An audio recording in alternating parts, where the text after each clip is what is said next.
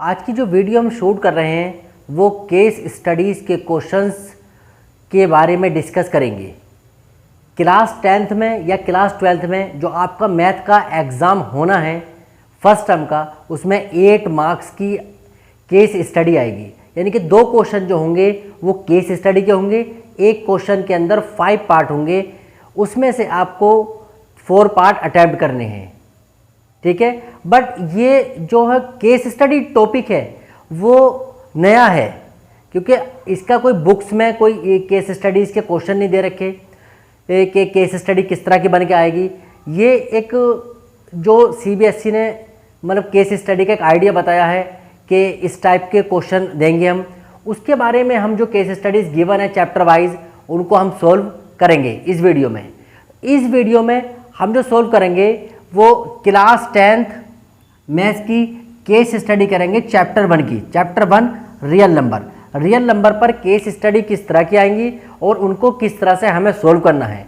क्योंकि टाइम कम है, 40 क्वेश्चन हैं, 90 मिनट्स हैं, तो इस तरह की ट्रिक सीखनी है हमें जिससे कि जल्दी से जल्दी यानी कम टाइम में हम क्वेश्चन पेपर को कंप्लीट कर लें, ठीक है। आइए अब हम देखते हैं केस स्टडी सोल्व करते हैं class 10th math chapter 1 real number की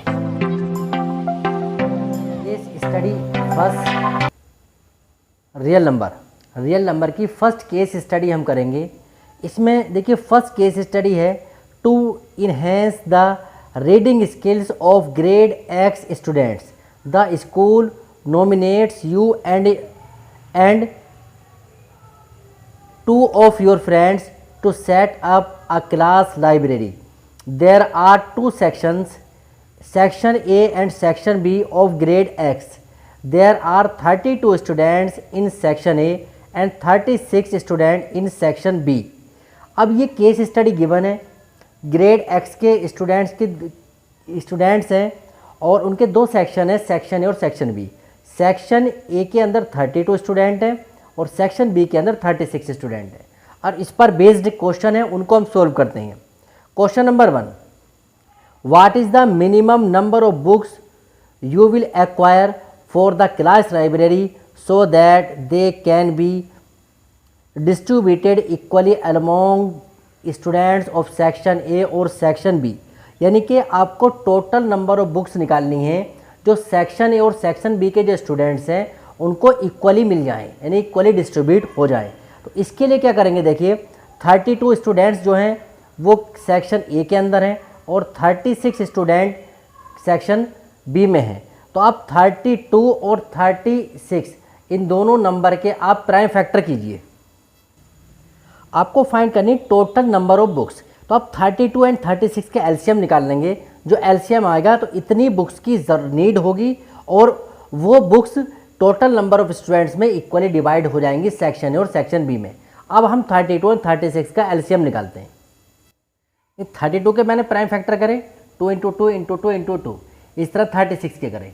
अब इसका एलसीएम जब हम फाइंड करेंगे तो एलसीएम जो होगा 2 कॉमन आ जाएगा, यहाँ से 2 कॉमन आ जाएगा और जो कॉमन नहीं है कॉमन है उनको लिख लेते हैं। अब जो कॉमन नहीं बचे उनको लिख देंगे और ये 3 × 3। अब इनकी मल्टीप्लाई करेंगे तो हमारे पास आ जाएगा, इनकी मल्टीप्लाई करने के बाद 288, यानी कि 288 बुक्स की ज़रूरत होगी। यानी कि ऑप्शन सी सही है, ऑप्शन सी जो है वो करेक्ट है, ठीक है। अब सेकंड क्वेश्चन देखते हैं। If the product of 2 positive number is equal to the product of their SCF and LCM is true, then SCF and 32 and 32 and 36 का SCF फाइंड करेंगे। देखिए हमने 32 के प्राइम फैक्टर किए थे, उसके बाद 36 से किए थे। इनमें जो कॉमन आया था SCF के लिए क्या करते हैं, इनमें जो दोनों में कॉमन होता है वो लिख देते हैं। यानी कि 2 कॉमन आ गया, ये 2 कॉमन आ गया, तो SCF जो होगा इनका 4 होगा। यानी कि इन दोनों नंबर का SCF जो आएगा वो 4 आएगा, यानी कि इसका बी ऑप्शन करेक्ट है। Now third question, 36 can be express as a product of its primes as. 36 को जो आपको इसके प्रोडक्ट में एक्सप्रेस करना है प्राइम फैक्टर के प्रोडक्ट में, तो 36 के हमने फैक्टर किए थे 2 × 2 3 × 3, या आप इसको लिख सकते हैं 2 की पावर 2 × 3 की पावर 2, 2 की पावर 2 3 की पावर 2, यानी कि ये हमारे पास ए ऑप्शन इसका करेक्ट हो जाएगा। ठीक है। इसी तरह से 7 multiply 11 multiply 13 multiply 15 plus 50 is a prime number, composite number, neither prime nor composite, none of these. अब देखिए इसको हम सोल्व करेंगे। सोल्व करने के बाद जो नंबर मिलेगा उसके मोर देन 2 फैक्टर्स आएंगे। जिस नंबर के मोर देन 2 फैक्टर्स होते हैं वो कंपोजिट नंबर कहलाता है। तो इसका जो आंसर आ जाएगा वो कंपोजिट नंबर आ जाएगा। इसी तरह से देखिए next question, question number 5, if p and q are positive integer such that p is equal to ab square, q is equal to a square b, where a and b are prime numbers, then the LCM of p and q is, p और q का LCM क्या होगा। अब देखिए p और q के prime factor करेंगे, दोनों में जो कॉमन होगा वो लिख देंगे, जो बचेगा वो भी लिख देंगे। देखिए p था हमारे पास ए बी स्क्वायर, इसके प्राइम फैक्टर कर दिए मैंने A B into B, Q था ए स्क्वायर बी। अब इनका एलसीएम अगर हम फाइंड करेंगे तो पहले जो दोनों में कॉमन होगा वो लिख देंगे, ए आ गया, यहाँ से ये बी कॉमन आ जाएगा, ठीक है। अब ये बी बच गया और ये ए बच गया। अब बी की मल्टीप्लाई बी के साथ करेंगे, ए की ए के साथ, ये आ जाएगा ए स्क्वायर इंटू बी स्क्वायर, यानी कि एलसीएम जो आ जाएगा इसका ए स्क्वायर इंटू बी स्क्वायर आ जाएगा, यानी कि बी ऑप्शन जो है वो करेक्ट है। अब केस स्टडी फर्स्ट थी, इसमें 5 क्वेश्चन थे, हमने 5 के 5 कर लिए। अब हम नेक्स्ट केस स्टडी करते हैं। Case study 2, a seminar is being conducted by an educational organisation where the participants will be educators of different subjects. The number of participants in Hindi, English and mathematics are 60, 84 and 108 respectively, यानी कि 3 subject हैं, Hindi, English और mathematics, उनके participants given हैं। Question number 1, in each room the same number of participants are to be seated and all of them being in the same subject, hence the maximum number of participant that can be accommodated in each room are. मतलब एक room में आपको एक ही subject के participant बिठाने हैं और जो है नंबर ऑफ पार्टिसिपेंट जो हैं जितने भी रूम में बैठे हैं सब में इक्वल होने चाहिए, सब्जेक्ट वाइज भी इक्वल होने चाहिए। इसके लिए क्या करेंगे हम, जो पार्टिसिपेंट्स हैं उनका हम एचसीएफ फाइंड कर लेंगे। देखिए हिंदी के जो हैं वो 60 हैं, इंग्लिश के 84 हैं एंड मैथ्स के जो है 108 हैं। अब इनके मैंने 60 के प्राइम फैक्टर की, 84 के 108 के की, इसका एचसीएफ फाइंड करेंगे। देखिए पहले हम एचसीएफ जो तीनों में नंबर कॉमन होता, ये आ जाएगा कॉमन, एक ये आ गया और ये 3 कॉमन आ गया और कुछ कॉमन नहीं, तो हमारे पास आ जाएगा 2 इंटू 2 इंटू 3, 2 टू द 4 3 ज़ा 12। तो there will be 12 participants in a room, यानी कि ऑप्शन जो आ जाएगा यहाँ पर हम देखेंगे कि ऑप्शन बी करेक्ट होगा कि एक रूम के अंदर ईच सब्जेक्ट के 12 पार्टिसिपेंट बैठेंगे, ठीक है। B option is correct. What is the minimum number of room required during the event, इस इवेंट में मिनिमम कितने रूम की ज़रूरत होगी। अब पहले हम देखेंगे इसमें एक रूम के अंदर 12 पार्टिसिपेंट बैठते हैं, तो अब देखिए हिंदी के 60 हैं, तो हिंदी वालों को कितने चाहिए, 12 5 ज़ा 60, 5 रूम चाहिए।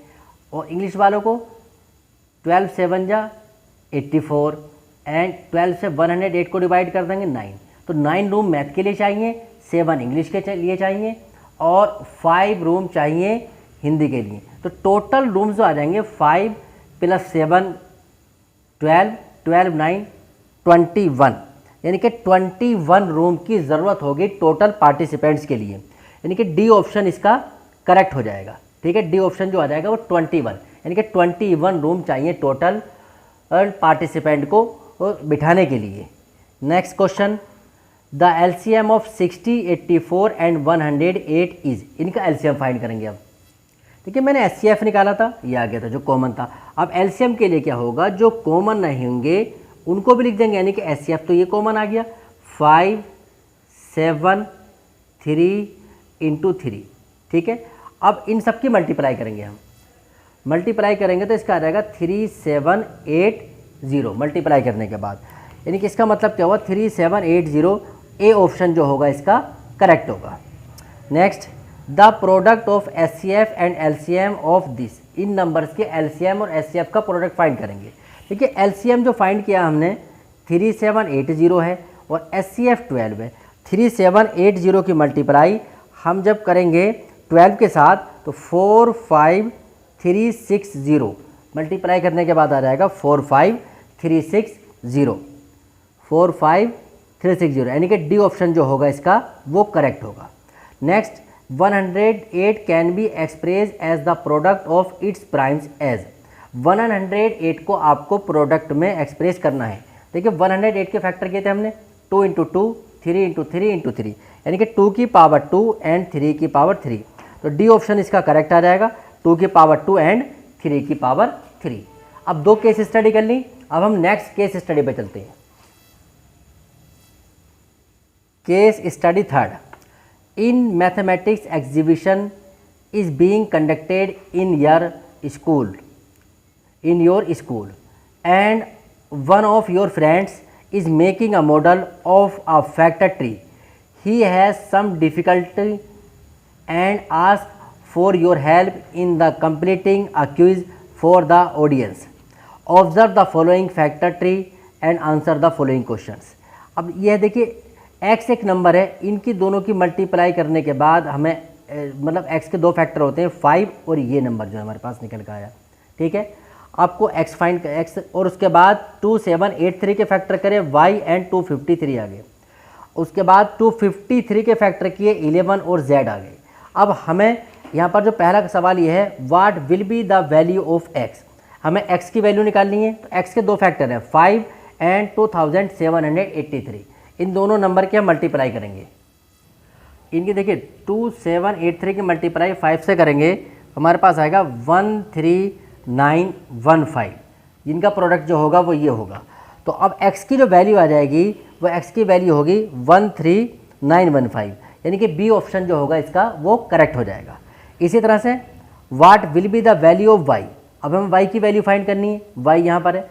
अब y की वैल्यू फाइंड करने के लिए 2783 को 253 से हम डिवाइड कर देंगे, क्योंकि 2783 के दो फैक्टर हैं y एंड 253। तो सेकंड फैक्टर फाइंड करने के लिए 2783 को हम 253 से डिवाइड करेंगे।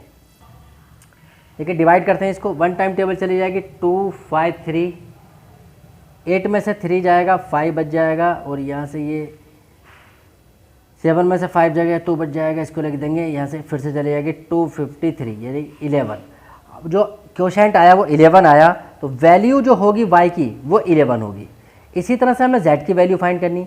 z की वैल्यू फाइंड करने के लिए आप 11 से 253 को डिवाइड करोगे, तो 11 2 = 22, 11 3 = 33, 11 2 = 22, 11 3 = 33, यानी कि बी ऑप्शन 23 जो होगा वो करेक्ट होगा। Fourth question, according to fundamental theorem of arithmetic 13915 is a composite number, prime number, neither prime nor composite, even number, the prime. इनमें से कौन सा ऑप्शन सही होगा? देखिए 13915 कंपोजिट नंबर क्या होता है? जिसके मोर देन 2 फैक्टर्स होते हैं। इसमें आप ऑब्जर्व कर रहे हैं कि यूनिट प्लेस पर 5 है, इसका मतलब ये 5 से डिविजिबल है। 1 और इटसेल्फ के अलावा 5 से और डिविजिबल है, तो ये जो होगा वो कंपोजिट नंबर होगा। Last one, the prime factorisation of 13915। 13915 की प्राइम फैक्टराइजेशन क्या होगी? अगर आप इसके अब जब इसके फैक्टर करोगे आप, तो फैक्टर बन के आपका सी ऑप्शन बन के आ जाएगा 5 × 11 की पावर 2 × 23।